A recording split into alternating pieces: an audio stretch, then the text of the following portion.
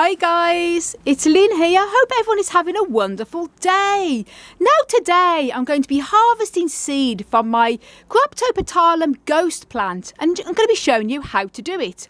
And this is my big ghost plant here. As you can see, I've got it mixed in a little bowl with other type of some echeverias in there as well. But it has been in flower spike for absolutely weeks, and the flowers now are pretty much gone, as you can see, and the stem then is dying back, going all brown. So these seeds on these flowers are ready for harvesting now.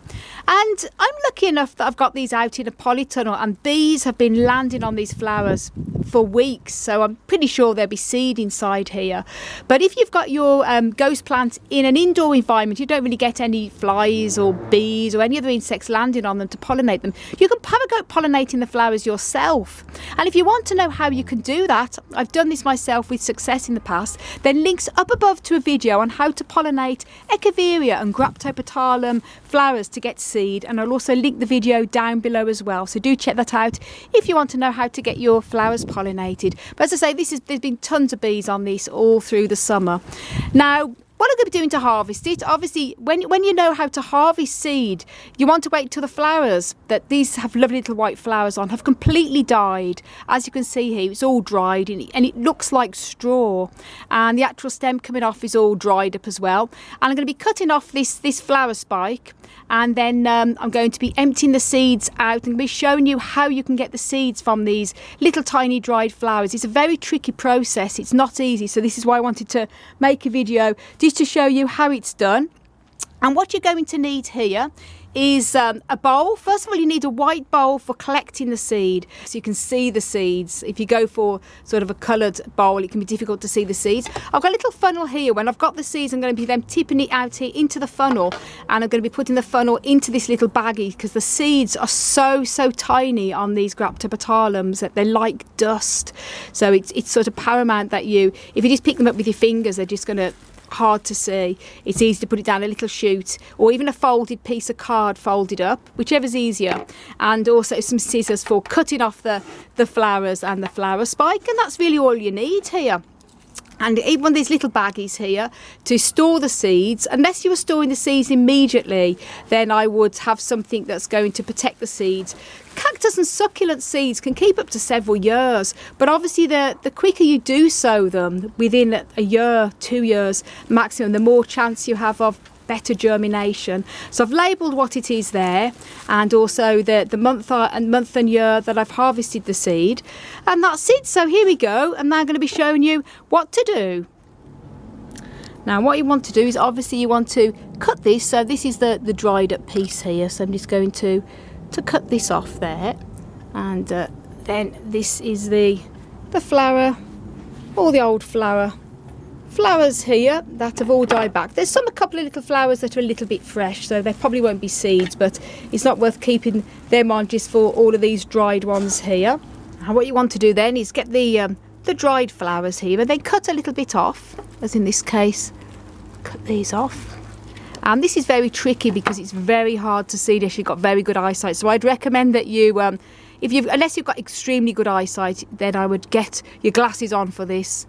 And what you want to do then, the seeds are inside here, as you can see the little tiny green bits there. You want to remove pull one off individually, remove the outer petals here, and as you do so, you can either remove them or just move them apart, as I'm doing here, and turn it upside down, and the little seed should fall out. Just gently rub there, and they should fall out on there. And then the dried flower part you just put aside, you don't want that. Then using a pair of tweezers, that's great to take away the flower parts here, the dried flower parts, because you don't need them obviously, and it just helps to. The reason why I say about using either white plate or a plate where you can see the seeds clear is because otherwise it's difficult to see the seeds. If this was a black plate now, you wouldn't really see these seeds. These are the seeds here that you can see. I don't know whether you can see how close there. They're very tiny, just like pieces of dust. And I would never do this if you were outside, because even the slightest bit of wind, they would blow away. So you want to make sure you're doing this indoors. In this case, I'm in the polytunnel, so I'm okay. Again, you want to pull another one off, and Again here, just gently pulling apart the little petals, turn it upside down, and then you can gently sort of get lots of the seeds come out. We can gently rub your fingers as well. So the little greeny black seeds come out there, and then some more there, I think. Yep. And then the dried up flower part putting aside, and again using tweezers or something you can use to pick up the bits of the dried up flower that you don't want. And then you can see the little seeds here coming together a little bit, and I'm going to show you another one. Again, pulling that off there, and gently teasing the little dried up petals apart, and then turn it upside down, gently rubbing so the seeds fall out. You can see how tiny the seeds are, and very hard to see. And that's it. I'm going to show you one more, and I'm going to show you what it's like when it's all done, because it is a very time consuming task. It's okay if you only have 1 or 2 flowers. You can see all the seeds there, look. And then again, gently teasing the petals apart, and then gently rubbing it. Finger. There's quite a lot of seed in this one. This is a good example to show you here. Make sure all the seeds are gone. And then this dried up flower part, putting away, and then picking up all of these dried up bits you don't want there. And as you can see, there's quite a lot of seed already in here, and all the little black, you can see them here, look, tiny little drops of dust like dark green seeds. And all you have to do then is carry on doing it until you've got enough harvest. So again, gently teasing the petals, dried the petals, gently rubbing it so the seeds fall out like that. I'm going to keep going with this one then, removing all the dried up parts as I go along. It's going to be difficult to remove all of them, and it's not going to hurt even if it goes into the seed anyway, but it's just easier to see the seeds when you take away all the dried up flower petals. And I'm going to show you what it looks like when I've harvested it all. Now there you go, that's a lot of the seeds in there. As you can see, all the little tiny dark greeny black seeds there mixed in with some of the old flower parts. And then I put all the old flower parts aside there. And what I'm going to be doing now is trying to remove as much as I can of the old dried flower bits.